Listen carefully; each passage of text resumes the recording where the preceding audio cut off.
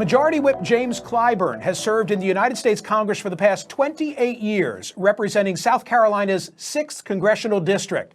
He's the third-ranking Democrat and one of the most influential leaders in the Democratic Party. He previously served as the chair of the Congressional Black Caucus and is a sought-after endorsement of Democrats seeking to become President of the United States.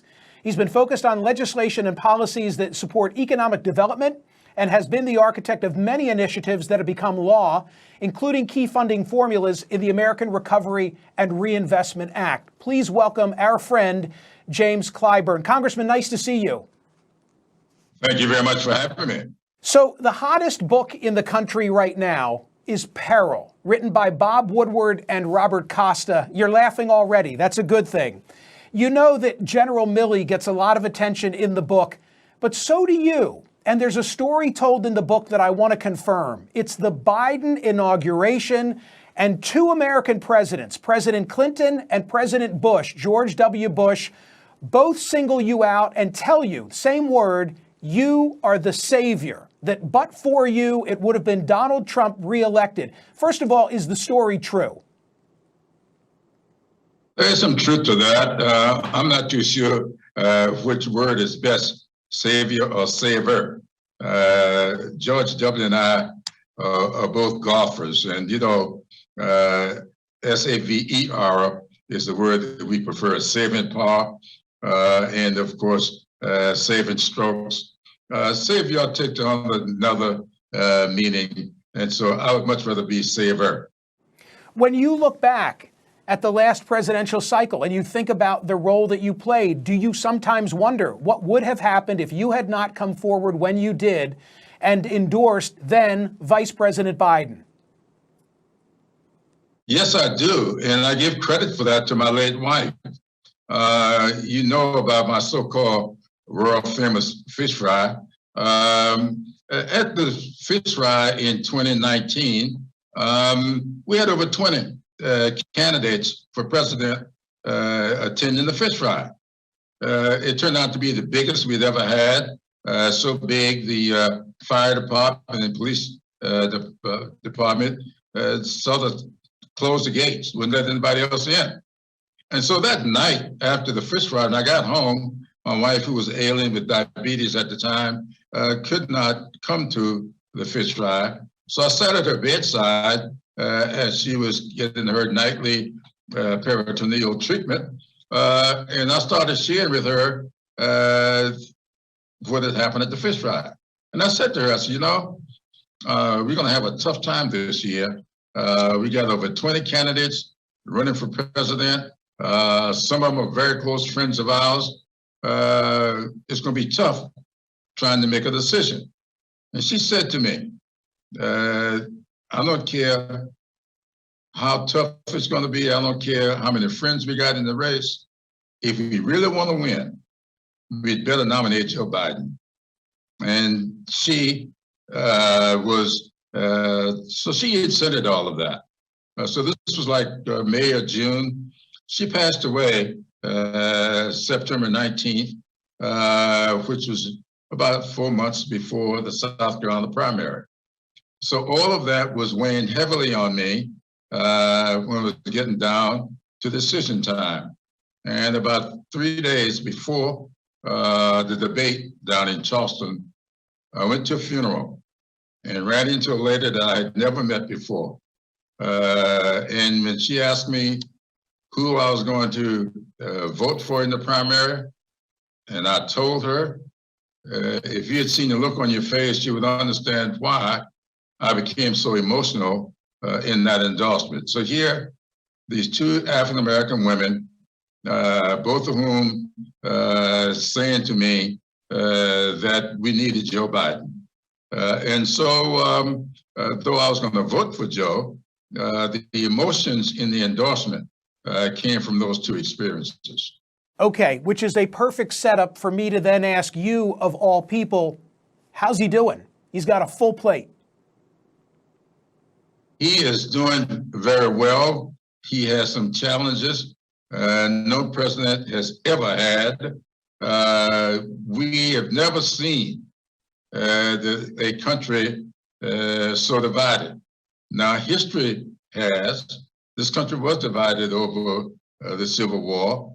We had a lot of divisions back in the 60s that I was a part of.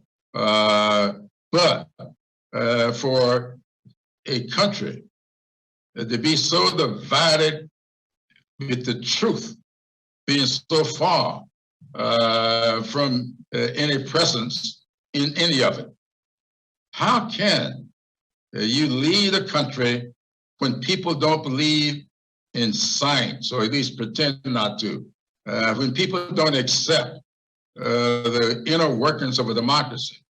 So President Biden has some challenges no president has had since maybe George Washington and Abraham Lincoln. Congressman, I know you see the polling data, the same data that I see. You probably see much more detailed information. He's underwater with independents right now. Having won them by 13 points, he's at minus 13, and I would argue he's in desperate need of a win. Why not give him the win on the $1.2 trillion infrastructure package? We're going to do that, but we have to understand that it's one thing to salvage our roads and our bridges. It's one thing to deepen our ports and fix our rails. All of that needs to be done. But we have got to do something about the human spirit. Too many people are losing confidence in the government to do what needs to be done. Too many people are losing confidence in whether this country's democracy can in fact survive. We've got a wealth gap that's widening in this country along racial lines. We got a health gap that's widening around among rural versus urban. These kinds of challenges these are infrastructure issues, and he is saying that the human infrastructure is just as important as the physical infrastructure that we are working with. So you have to balance these things. And I'll give you an example, even within our party, and I've been trying to get people to understand that I'm all for health care. But when you start talking about we don't have enough money for poor people because we got to spend money on rich people getting dental and vision care, and that's what you're doing when you expand Medicare, because everybody, we don't means test Medicare. Millionaires get Medicare. And so low-income people can't get Medicaid, and that's the kind of stuff that we are working with. And so we're going to give him a double win. And I think that 13 will flip again. Are Senators Manchin and Sinema the problem or the solution? Well, I think that they could be a solution. I think that it's good for people to question things, to challenge things. Look, challenging the status quo is something that needs to be done all the time. But let's not lose sight on what the goal is. The goal is not to carry out a challenge. The goal is to find a solution to problems. And if that process that you're going through will prevent us from getting to a solution, then we've got to do something about the process. That's why we don't let any one person stop the budget. That's why we have reconciliations when it comes to doing budget stuff, because we aren't going to let one person initiate a filibuster and threaten the ability of the country to do its business. That's why you hear a lot of talk today that maybe we ought to get rid of the filibuster in order to do something about the debt, even among those people who don't want to get rid of the filibuster, to do something about constitutional rights, because the full faith and credit of the United States ought not be filibustered by any one person. And I think that that's the challenge that we have today. You know that history suggests that your party, the Democratic Party, will lose 26 seats in the midterm election. That's typically what happens for a president's party during the midterm election. Respond to those who say if Democrats, I hear this from some of my radio callers, if Democrats spend, quote unquote, all that money, they are guaranteeing Republican control of the House of Representatives. And you can say hello to Speaker Kevin McCarthy. Well, I would say to them that if your emphasis is on how much money you spend, rather than how much good you do, or how many problems you solve, of what good you do to move this country to a better place, if that is going to be your criteria, you're probably right. And we are long for democracy. What we've got to do is address the problems that exist in this society. Too many people are being undereducated or not educated at all. Too many people are sick without health care that they need. Too many things need to be done in our communities in order for people to have clean drinking water, for people to have the health care that they need. So these things are important. And that's why I've been saying to everybody, let's stop talking about what the number is. And let's start talking about what we're trying to do here. We're trying to make sure that when young children go to school, they have enough health care in order to do well in school. We're trying to make sure that when high school children graduate, we got enough post-secondary education for them in order to prepare themselves for lives, for livelihoods. So that's where we are. But every time I get up in the mornings, I hear 1.5, 3.5. I don't hear anybody talking about healthcare, education, fixing the problems that exist in our society. And I guarantee you, when you fix these problems, nobody's going to ask you how much did it cost. Quick final question, and then I'll conclude this part of our dialogue. I hope you'll give me an answer. You are the House Majority Whip. To me, that's like herding cats. Which is harder for you to corral, the problem solvers or the progressives?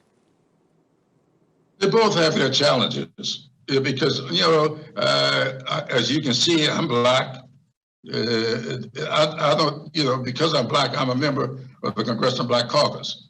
I've been in Congress almost 30 years. I've never joined any of the others. I'm not a progressive by membership or a problem solver or a blue dog. I'm a Democrat. And I do participate in the Congressional Black Caucus because for some strange reason, I can't deny that existence. So they all have their challenges.